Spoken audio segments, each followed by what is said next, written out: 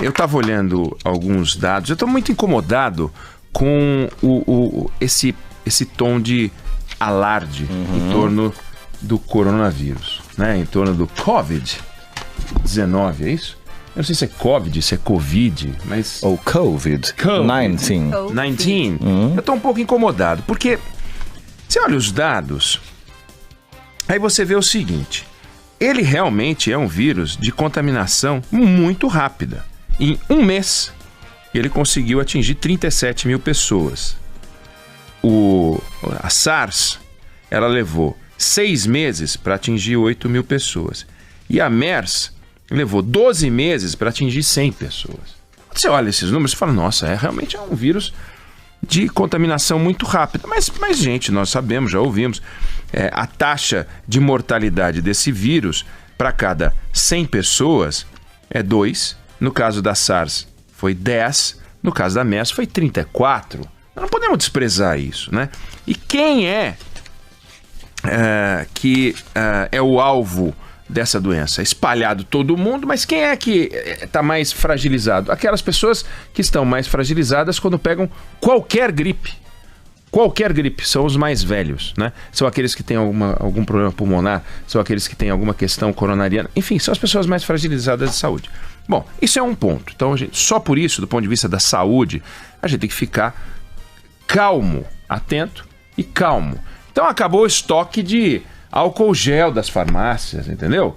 Sabe, é como amanhã falar alguma coisa, acaba a carne.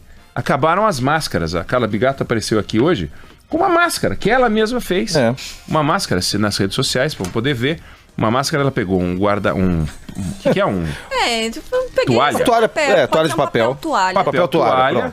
E ela colocou 2 elásticos e fez a sua própria máscara. Olha aí como tá dobrado de maneira excelente. Não, perfeita. É incrível. Olha a aí, habilidade. cara, que coisa. Ela deve ter tido muita habilidade na escola com artesanato. Sim. Eu adoro. Você gosta? Adoro. Você dava para sua mãe aqueles presentes inacreditáveis que eu recebi vários dos meus filhos. Com sabonete. Com espelho com um pedacinho de macarrão, por exemplo, que é uma coisa útil para palito de sorvete, fazer decoração. Você fez e você fazia? E você tinha gosto de fazer? Gostava, mas eu gostava muito de lidar com argila. E aí eu fazia várias esculturas, fazia golfinho. Várias coisas. Ah, você fazia golfinho? Golfinho, imagina, só cinzeiro. Minha mãe não fuma. 007. Eu vou levar Golfinho, gente. 007 contra Goldfinger.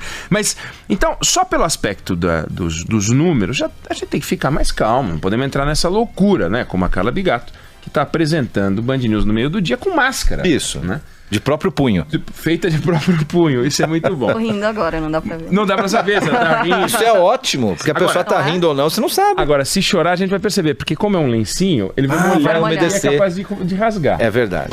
Mas tem uma outra coisa, que é assim, vocês imaginam uma entrevista, vocês viram que tivemos entrevista coletiva, nós acompanhamos, claro, né, Carla Bigato, Felipe Bueno, a entrevista coletiva do ministro da Saúde, o Mandetta, ele falou, e a equipe dele ficar à disposição das perguntas durante 4 ou 5 horas. O negócio foi terminar às 4 horas da tarde. Uma coisa incrível. A Band News TV, quando terminou a transmissão, eu achava que era reprise.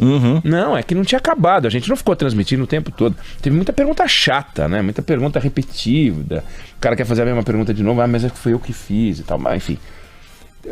Quando vocês viram o ministro da Justiça reunido, como a gente viu, com o governador de São Paulo, né? Uma mesa que tinha ontem 5 pessoas para discutir uma epidemia que vitima 50 mil pessoas por ano no Brasil, mas não é vitima como essa doença vitimou, que vitimou 78 mil pessoas até agora, aliás, 82 mil pessoas até agora, das quais 2.800 morreram.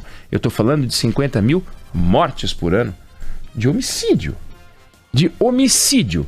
Não é que 2.800 pessoas morreram no planeta Terra com esse troço. Ah, mas foram alguns poucos meses. Tá bom. Então o planeta Terra, que tem 7 bilhões e meio de pessoas, anualize ou reduza a 1/4 o número de 50 mil, né? Vamos deixar com 12.500 pessoas no mesmo período. Então, no Brasil, morreram 12.500 pessoas no período em que no planeta Terra morreram 2.800 dessa doença. Só nós matamos 50 mil pessoas por ano.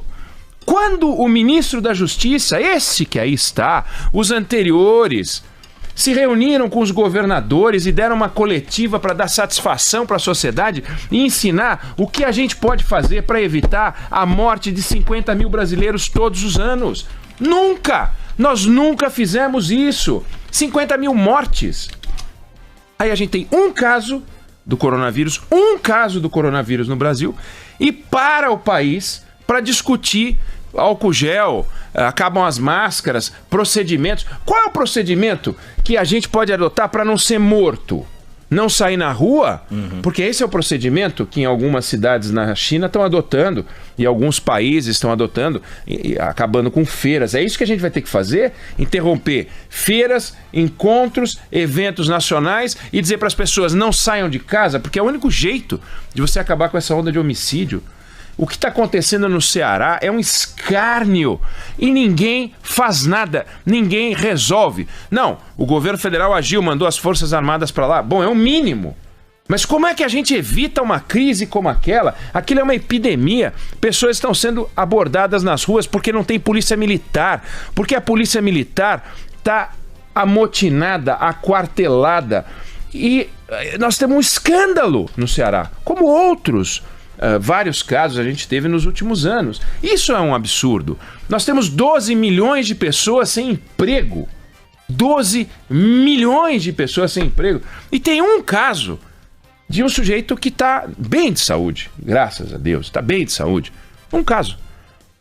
E 12 milhões de pessoas desempregadas. Cadê a equipe do Ministério do governo Bolsonaro, com a equipe da Secretaria do João Dória, do Romeu Zema, do sei lá eu quem, do governador, não sei das quantas, reunidos para dizer como é que nós vamos resolver esse problema? Não tem.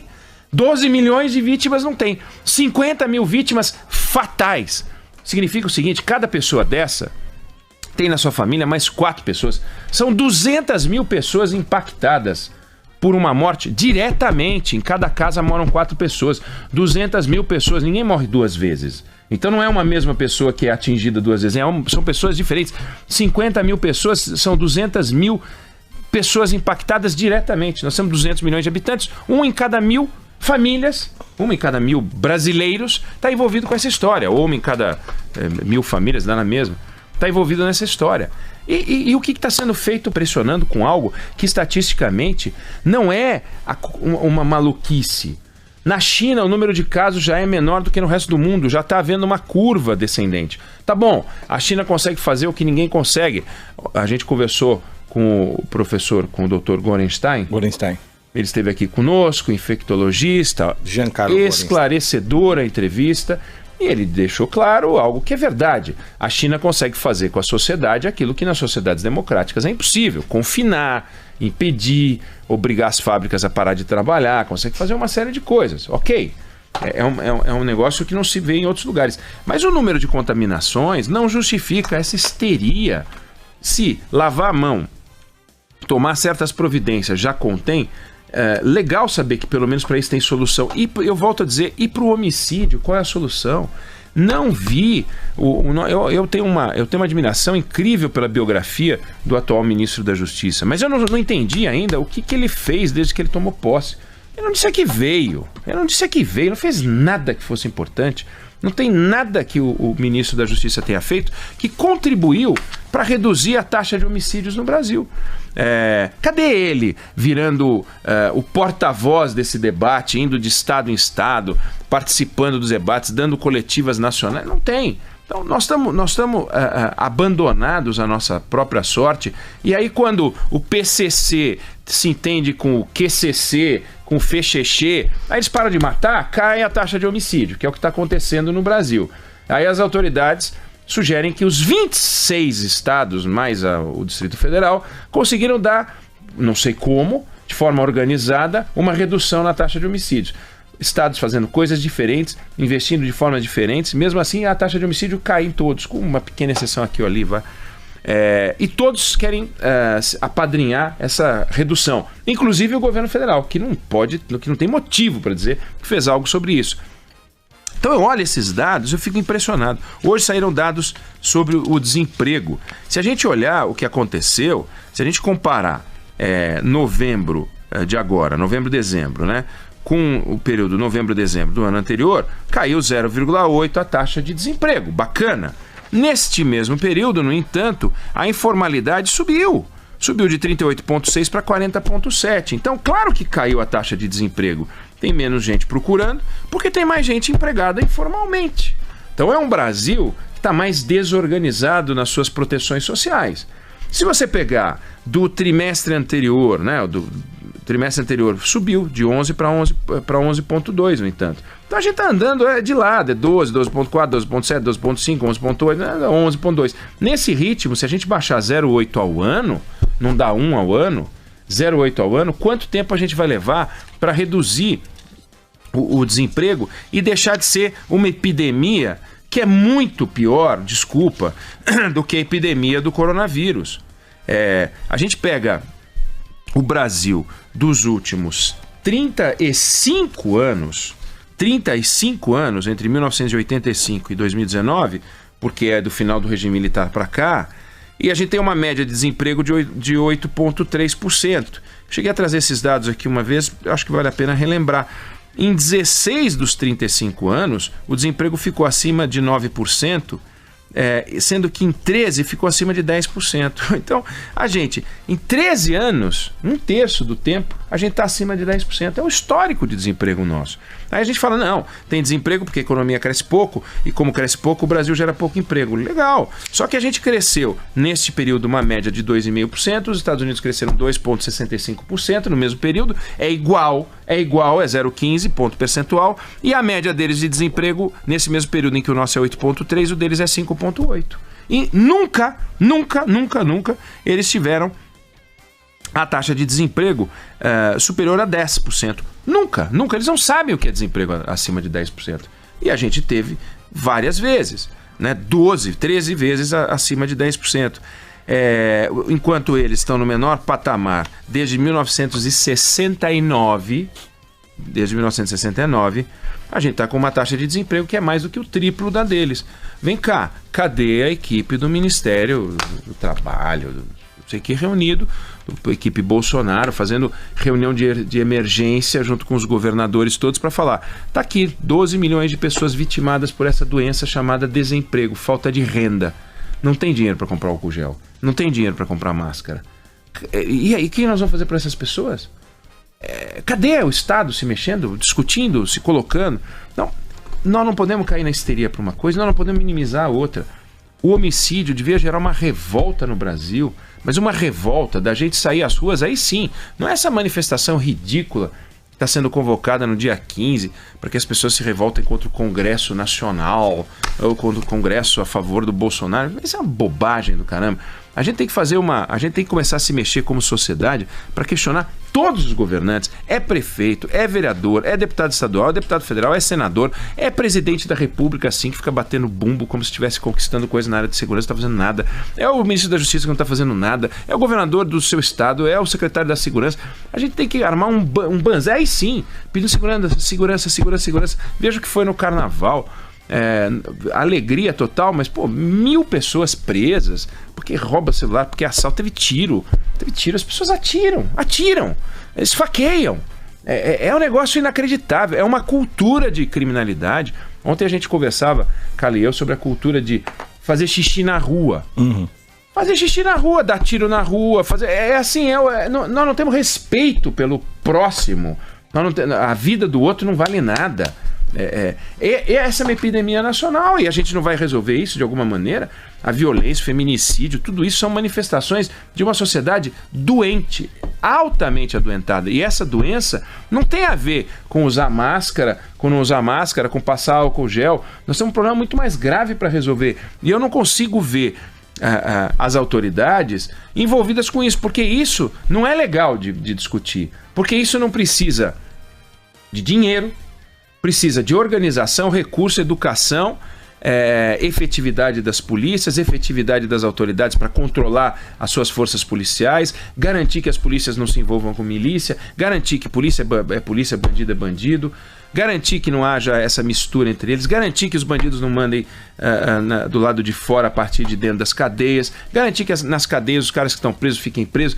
E a gente não consegue. Então o Estado não consegue fazer isso, e daí na hora que acontece uma doença como essa, se reúnem como se fossem... Eu fiquei vendo aquela entrevista e falei, nossa, fica parecendo que agora nós temos um Estado hiper-organizado. Esse governador falando sério, né? O Dória, ele ficava falando de um jeito, o ministro da Saúde ficava falando de um jeito, e fala, nossa, fico impressionado. Temos uma estrutura sólida. Temos nada, é uma zona. Os hospitais continuam a ser uma baderna, os postos de saúde continuam a ser uma zona. Enfim, não tem especialista para coisa nenhuma. O governo está querendo comprar álcool, gel e máscara. Não tem. Não tem. Aí está falando em fazer uma intervenção nas empresas, porque as empresas estão exportando. O Brasil continua a ser a zona que sempre foi, entendeu? Só que, por sorte nossa, aqui não está frio como está frio na Europa. O ritmo de contaminação não é a que a gente vê na Europa, então a gente está um pouco mais protegido. Ainda bem, tomara que fique assim. Tomara que a curva desse novo vírus, a inflexão aconteça e a gente fique protegido, como aconteceu com outras doenças. Mas olha só o que está acontecendo com sarampo no Brasil, olha só o que está acontecendo com dengue no Brasil. Ontem a Carla deu alguns números, eu falava, não acredito. Números assim aos milhares. E a gente fica ouvindo e fala, é a mesma turma que está falando que é capaz de conter o coronavírus, mas não contém coisa nenhuma, né?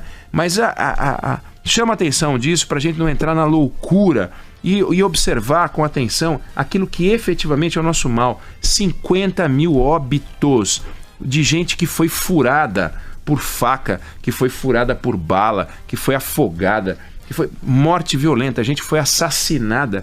Isso aqui parece que a gente a gente tá anestesiado. Aí aparece um caso, a gente fica assombrado. 80 mil casos no mundo, de 7 milhões e meio de habitantes. A gente fala, meu Deus, que absurdo, o mundo vai acabar. E 50 mil mortos todos os anos num país de 200 milhões de habitantes, aí a gente acha que é normal. Então nós estamos doentes e nós vamos nos revoltar contra essa doença que é a mortalidade e o desemprego. Vamos olhar para os números, com o tamanho que os números têm, gente. Um caso, 50 mil homicídios e 12 milhões de desempregados.